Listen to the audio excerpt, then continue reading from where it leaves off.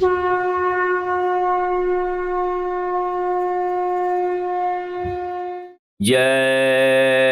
गुरुदेव। सतगुरु जय गुरुदेव जी। मोहे बल एक तुम्हार, तुम बिन हित अपना नहीं। तन मन धन संसार।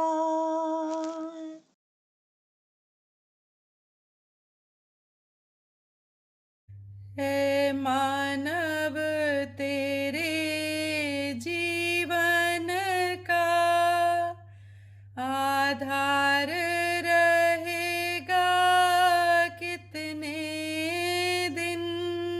हे मानव तेरे जीवन का आधार रहेगा कितने दिन। इस तन में तड़पती श्वासों का यह तार रहेगा कितने दिन। इस तन में तड़पती श्वासों का यह तार रहेगा कितने दिन। धन माल कमाया भी तूने, संसार बसाया भी तूने। धन माल कमाया भी तूने, संसार बसाया भी तूने। तू खाली हाथों जाएगा, अधिकार रहेगा कितने दिन। तू खाली हाथों जाएगा, अधिकार रहेगा कितने दिन। क्यों ऐठ ऐठ के चलता तू, किस मद में फूला फिरता तू। क्यों ऐठ ऐठ के चलता तू, किस मद में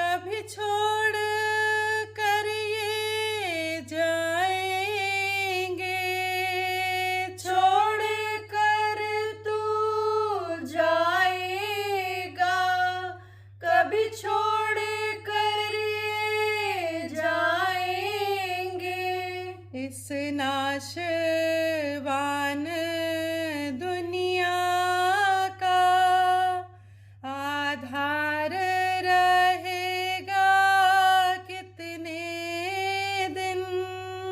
इस नाशवान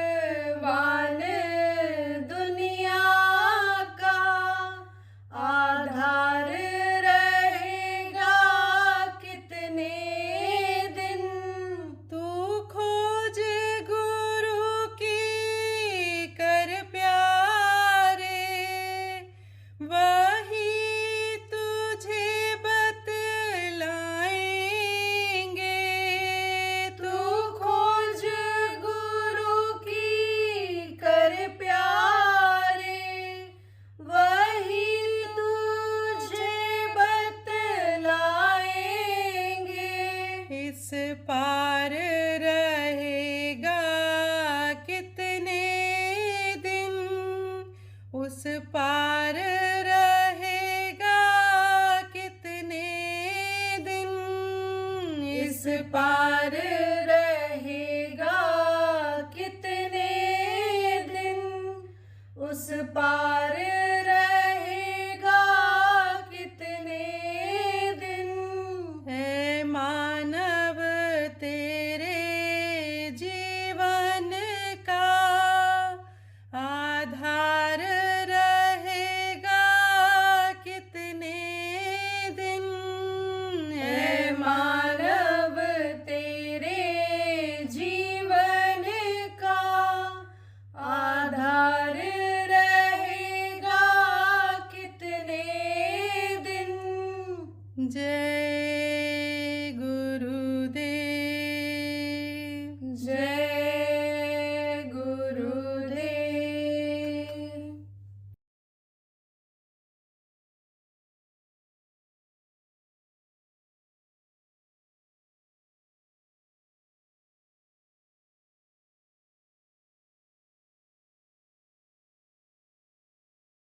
आगे का समय विनाशकारी, बहुत ही विनाशकारी समय आ रहा है।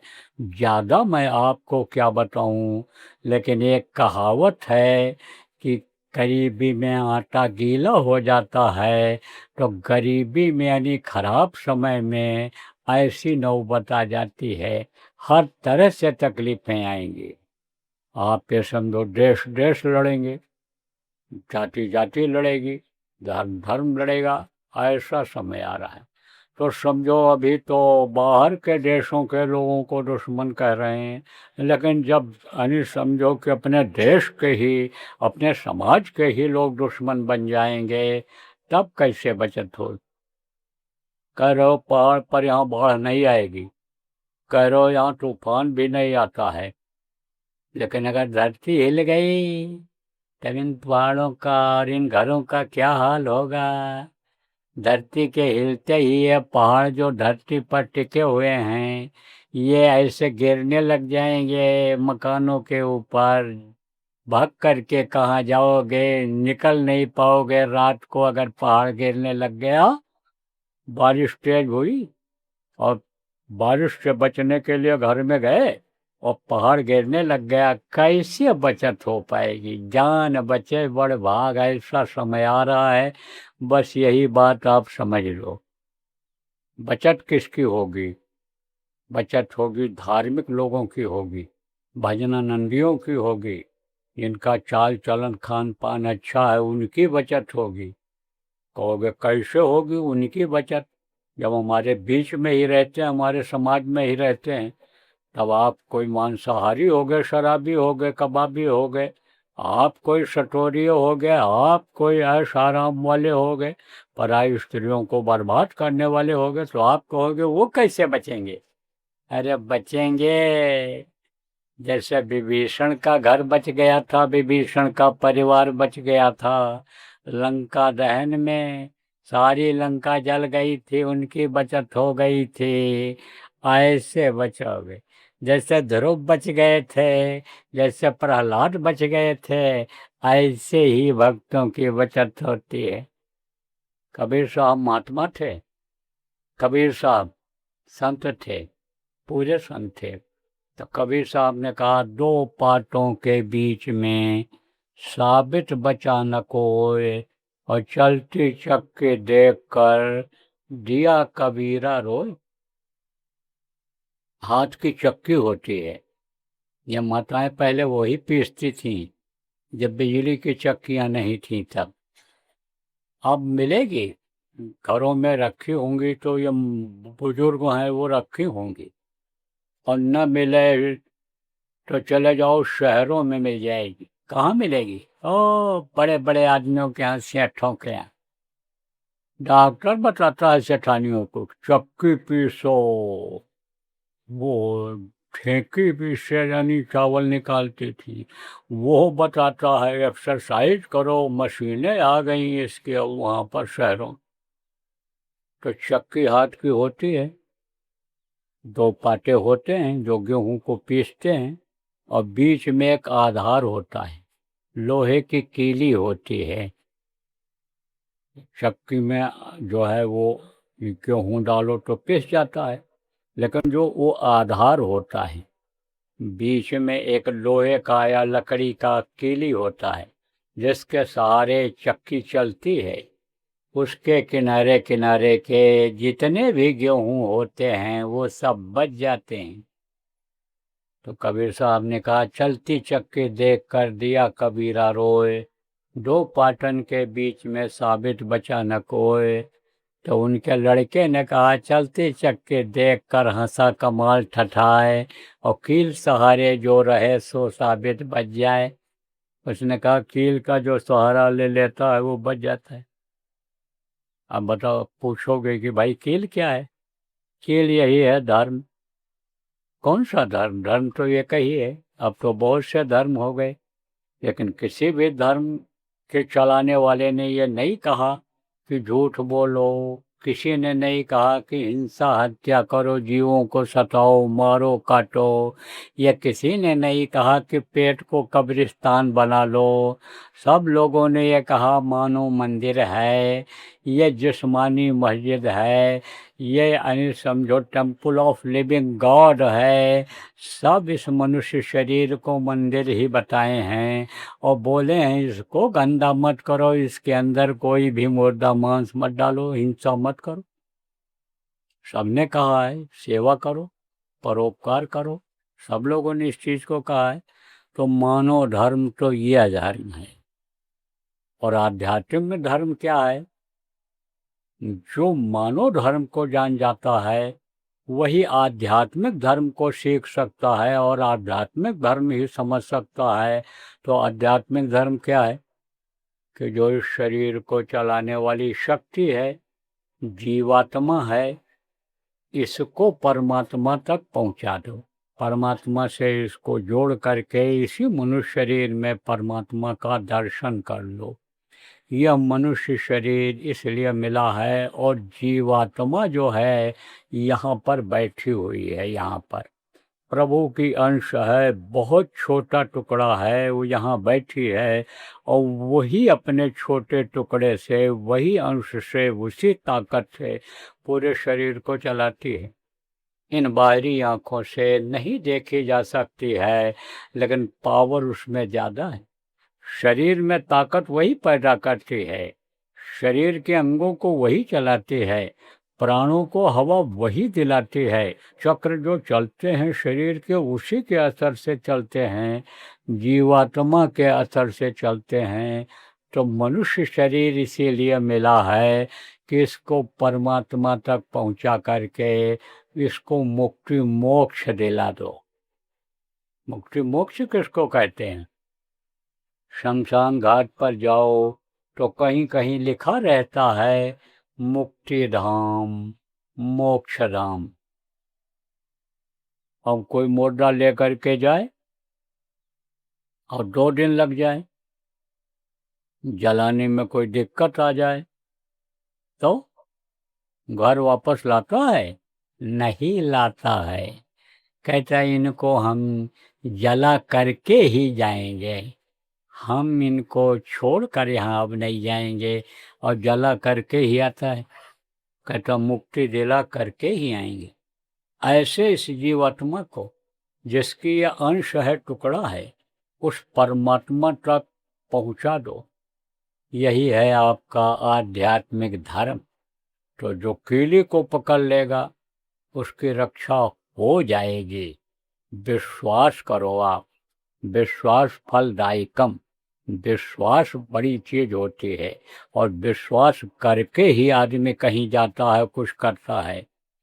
जैसे मान लो बीमार हो गए, तो आप किसी ने बताया कि वो डॉक्टर है, फायदेमंद है, दवा फायदा करती है, चले जाओ।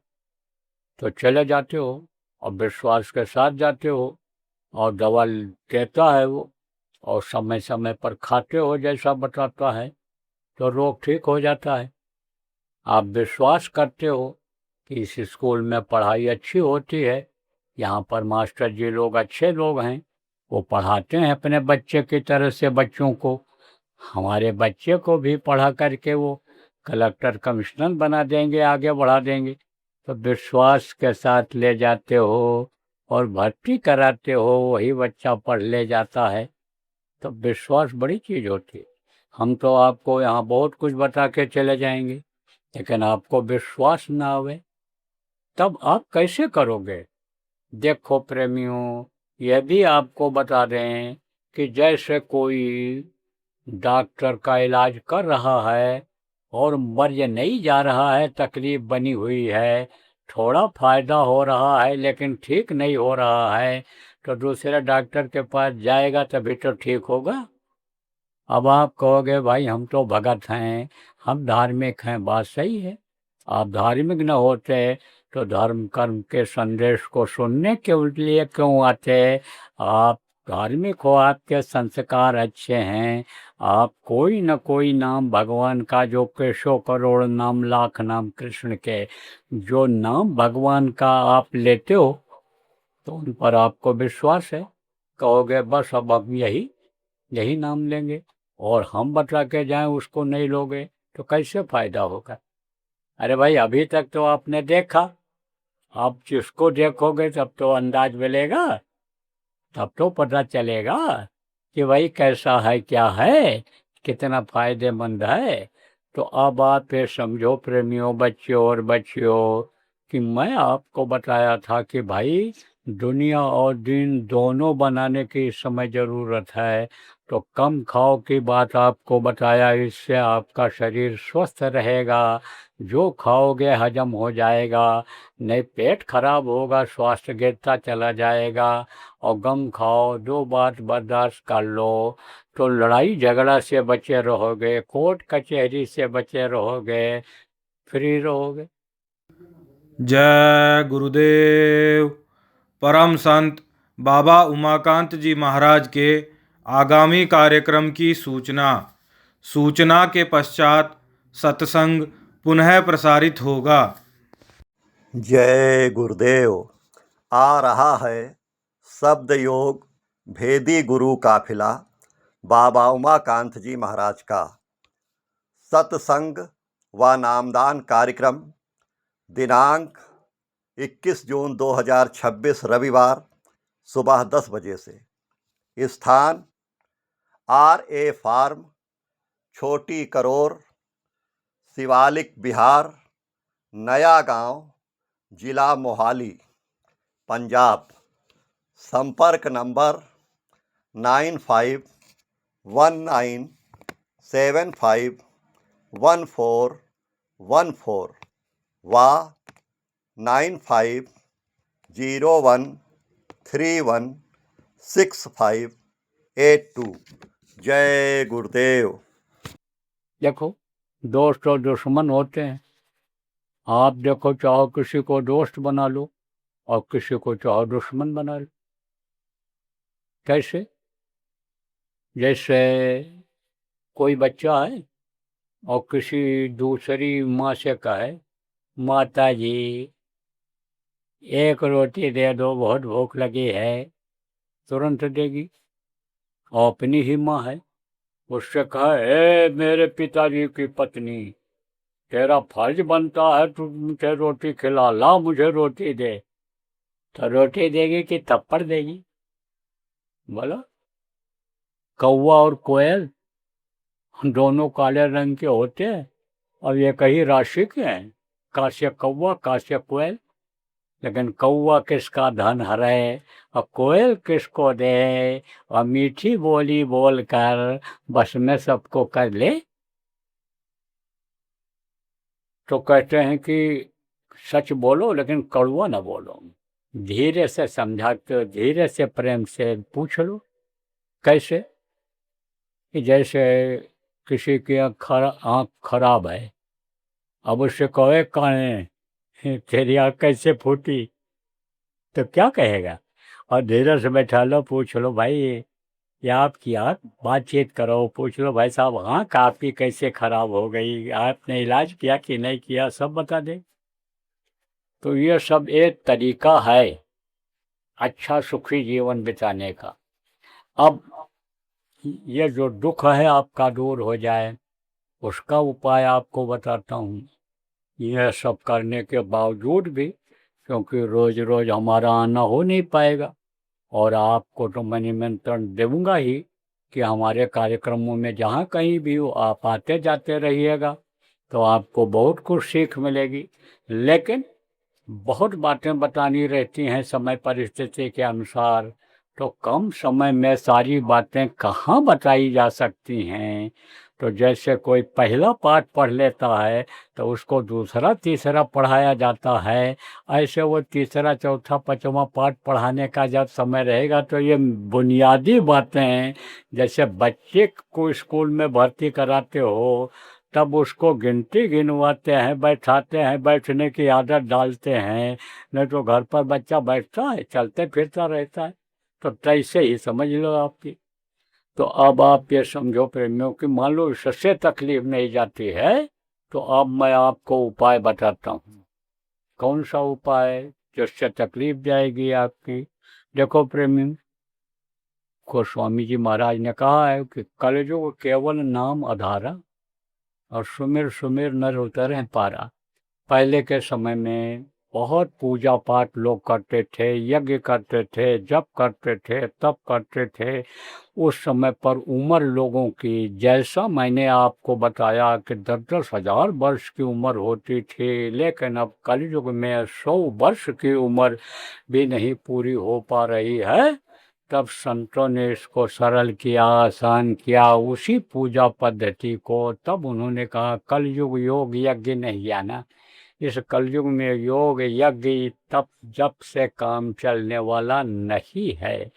इसमें कलयुग में कलयुग केवल नाम आधारा, सुमिर सुमिर नर उतरे पारा। कलयुग में केवल नाम का ही एक सहारा है कि जिससे आदमी भव सागर से पार हो सकता है, भव पारा। अब कहोगे भाई भव सागर क्या है? भव सागर तो आप देखे नहीं और न जानते हो, बहुत से लोग नहीं जानते हो।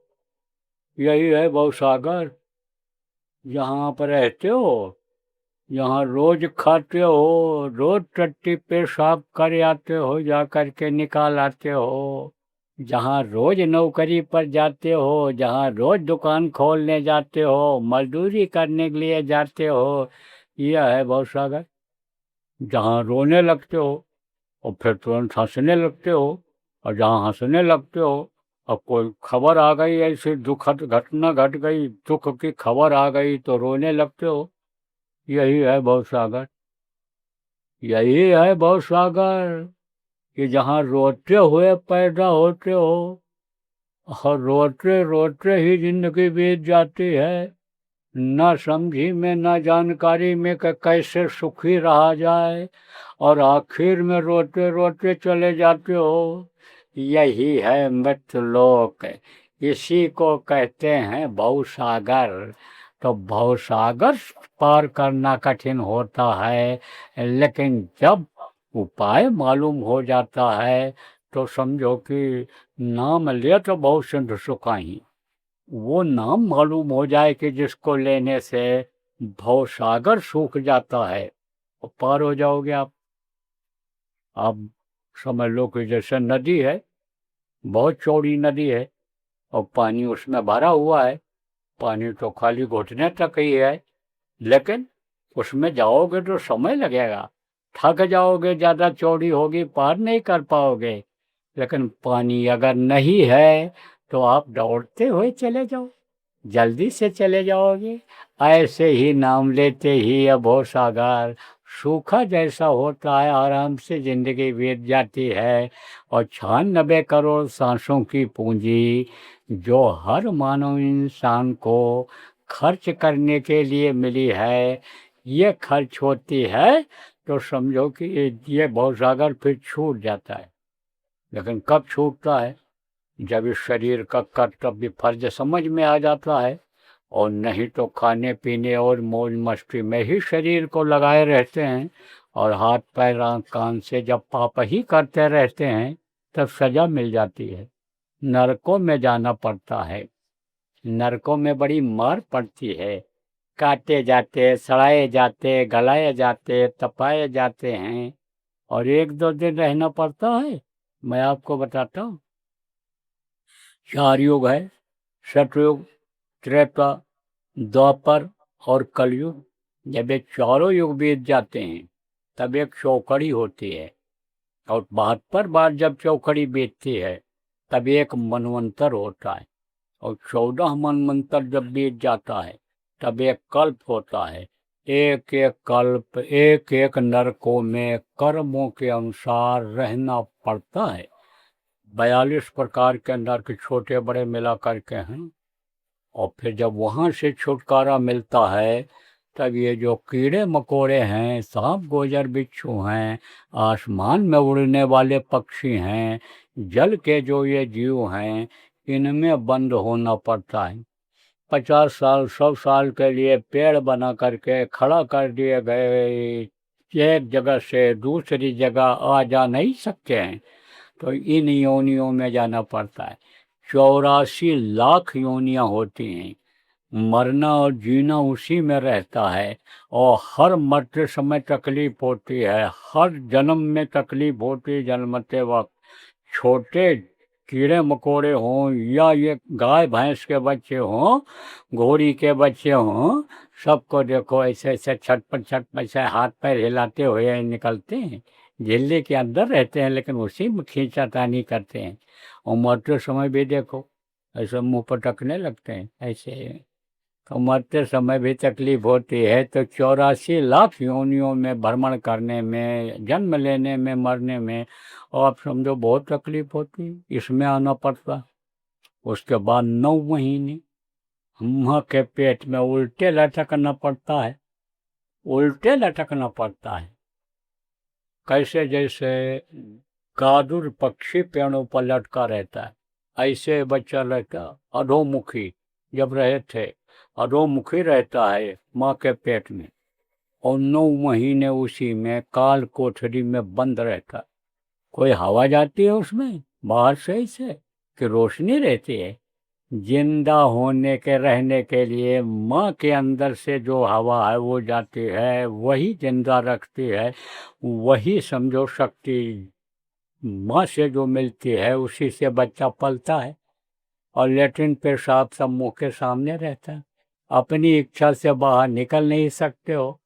जैसे फांसी जिसको होने को होता है, फांसी गारद में बंद कर देते हैं, एकदम से छोटी कोठरी होती है, उसी में खाओ, उसी में टट्टी पेशाब करो, उसी में सब कुछ करो, बाहर नहीं निकल सकते। ऐसे सजा मिल जाती है, और उसके बाद में तब यह मनुष्य शरीर मिलता है। जय गुरुदेव। आ रहा है शब्द योग भेदी गुरु काफिला बाबा उमाकांत जी महाराज का सत्संग व नामदान कार्यक्रम दिनांक 21 जून 2026 रविवार सुबह 10 बजे से। स्थान RA फार्म, छोटी करोर, शिवालिक बिहार, नया गांव, जिला मोहाली, पंजाब। संपर्क नंबर 9519751414 व 9501316582। जय गुरुदेव।